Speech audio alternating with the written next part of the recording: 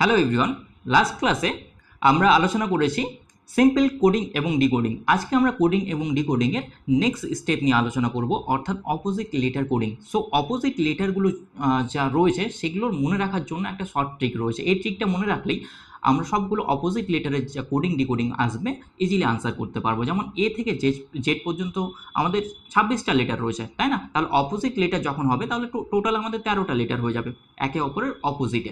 যেমন এর opposite letter Z, তাহলে এ টু জেড। বি এর opposite letter by, B Y ই বাই, এইভাবে মনে রাখতে পারি। সি থেকে এক্স 6, ডি ডাব্লিউ তাহলে dew, EV evening, F U 4, GT road, ঠিক আছে, high school, I R Indian railway, J Q jungle queen, KP Kolkata police, L O love and M N man.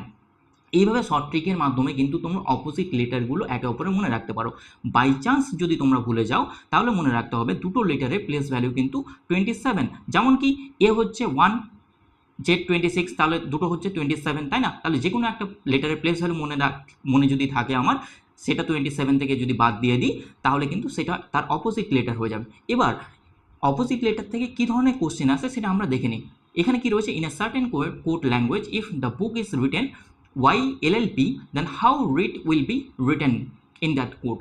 তাহলে প্রত্যেকটা লেটারে আমি প্লেস ভ্যালু দেখবো, তাই না? কিন্তু এখানে প্লেস ভ্যালু দেখার দরকার নেই, কারণ এখানে ইজিলি বলে দিয়েছি যে এটা অপোজিট লেটার কোড রয়েছে। তাহলে এখানে কি বি রয়েছে, বি ওয়াই বাই, ও এল ও ভি লাভ, ঠিক আছে, এল দিয়ে love, and KP Kolkata police. তাহলে প্রত্যেকটা লেটারে অপোজিট লেটার দিয়ে এটা হয়েছে। তাহলে ঠিক সেম জিনিস অ্যাপ্লাই করবো এখানে।